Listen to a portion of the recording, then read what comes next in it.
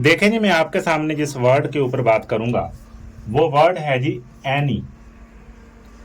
ANY, any. Any के कई मतलब हो सकते हैं, लेकिन इसका जो मैं मतलब बयान करने लगा हूं वो है कोई। कोई।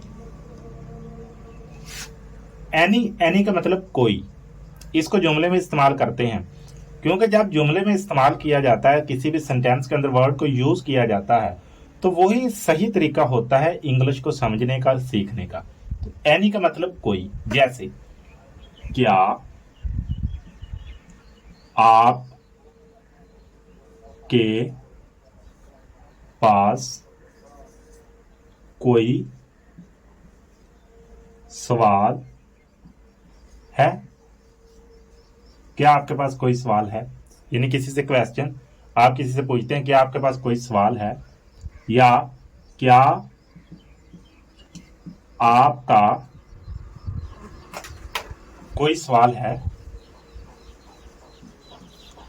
कोई सवाल है, यानी दो तरह। क्या आपके पास कोई सवाल है या क्या आपका कोई सवाल है, तो इसकी इंग्लिश बन जाएगी do you have.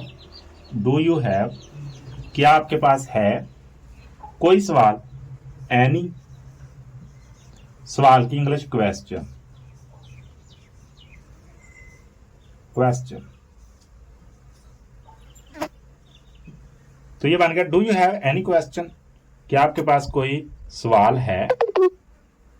Do you have any question, क्या आपके पास कोई सवाल है? तो एनी का इस्तेमाल कोई के सेंस में आपने सीख लिया। इसी तरह इसको यूज कर सकते हैं आप किसी से भी पूछ सकते हैं do you have any question. Question की जगह पे कोई भी चीज आप कह सकते हैं, आप बुक कह सकते हैं। Do you have any book, क्या आपके पास कोई किताब है? Do you have any paper, क्या आपके पास कोई पेपर है? आप कुछ भी किसी से पूछ सकते हैं। तो आपके पास कोई मेडिसिन है?